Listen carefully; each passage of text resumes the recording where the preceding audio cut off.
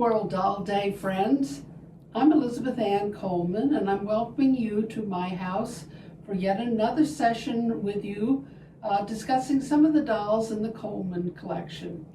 As I'm filming this in the upcoming holiday season, I thought I would try and bring to you some items that have unique connections and might have found their way under Christmas trees or Hanukkah gifts or in other ways of presentation during the holiday season. I think we shall begin with a nativity group. And because Grodnertal dolls seem to be the flavor of the month among collectors right now, I thought I would begin with this wonderful little group. It's not a complete group, but we have 5 little Grodnertals representing at least one wise man, possibly 2, but this I think might be the Virgin Mary. And I think that this little guy with his wonderful beard it probably was Joseph. Can't be sure, but this is definitely a wise man because he has been adapted to represent a skin coloration that's darker than would be usual. He's coming from the East. He's coming from a culture where the ethnic groups are darker skinned. Now, there are also 2 darling little angels, and they too have been adapted. We know that they're younger, not only from their size, but also because they have lost their black hair and been given slightly lighter brown hair. So this wonderful group has been altered at the period, which is probably about 1840s, from the structure of their bodies, which have longer legs. They're all in their original attire, and this one carries a candlestick, which is shortly going to burn up her clothes and burn her if she isn't, but I don't know whether you can see the little base on the candlestick. This one has a rolled paper sort of tube, and I have no idea what that is. Our Joseph has nothing in his hands, and obviously the little angels have wonderful wings. And I'm going to try and turn this around because I think you can see that the wings were covered with feathers, real feathers. And imagine how this little creature sparkled when new, when its silver sequins were all bright and sparkly. And also the wonderful coiled silver on the fronts of these little angels, sort of little tassels. Now, I consider these good enough to eat. And talking about eating, let's look at some teeth. One of the things that's always interested me is dolls that are in their original costumes. And we're moving along to a doll which is dressed in ray's teeth. These are the teeth that come from a ray from the spotted Homeland Bay, which is apparently on the Irish coast.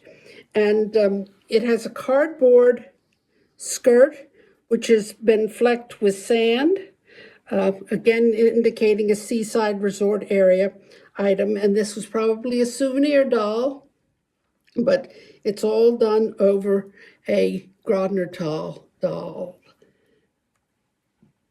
with the, all wood turned.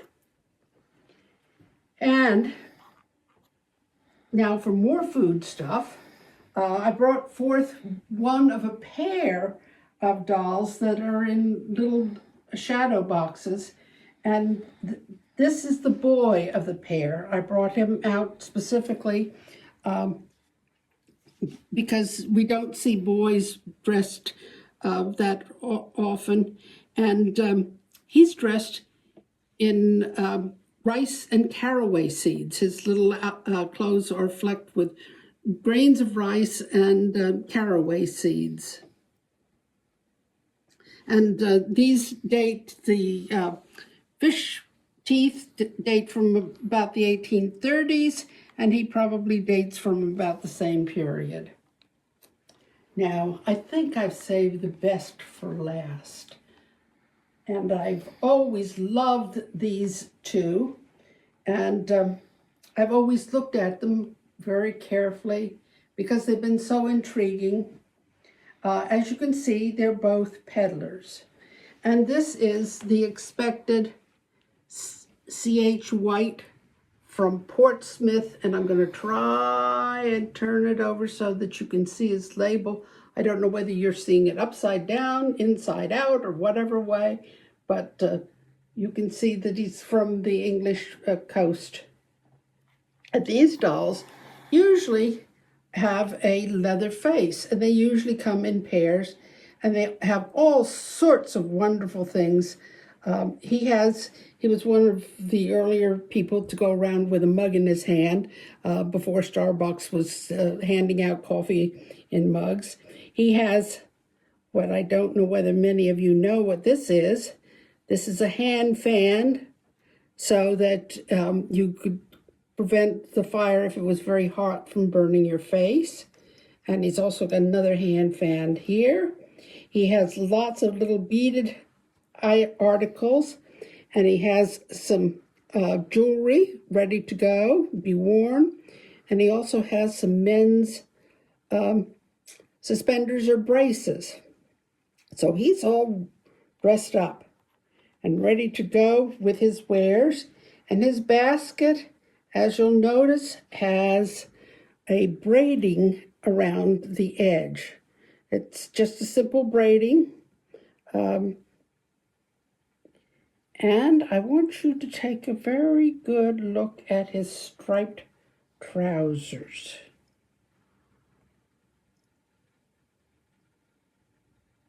Now, let's take a look at this other doll, which you would never guess was probably dressed by the people working for C.H. White, because she is not attached to a base that has a label on it. Rather, today she is attached to a stand. Wonderful face, wonderful condition. And what does she have? She has a wonderful basket which has netting items for fishing purposes at the seashore, and lots of wonderful little trinkets. But look at the edge of her basket. Does that say that it's related to C.H. White peddlers? I think so. But take a careful look at the material in her dress. It's the same material as in his trousers. And as we all know, when we're dressing dolls, we try to use up every scrap of fabric that comes our way. Now I'm going to try and get this basket back on her little arm. First of all, I'm going to try and set her down. These dolls have an independent turn of mind always. But here you go.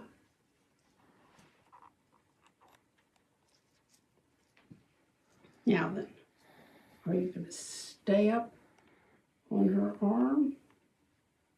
Looks like you aren't. Let's try it from the other direction. No, that's not going to work. Well, I'm going to put this back down on the table. You're just going to have to believe me that she looks wonderful carrying it. And while they were not meant to be a couple, they make a perfect couple. in his and her outfits using the same fabric. Very, very rarely do you find instances of the same fabric used at the early date of the 1820s, 30s period. So, what a wonderful present to share these with you. I hope you've enjoyed this segment, and I look forward to sharing some other items with you shortly.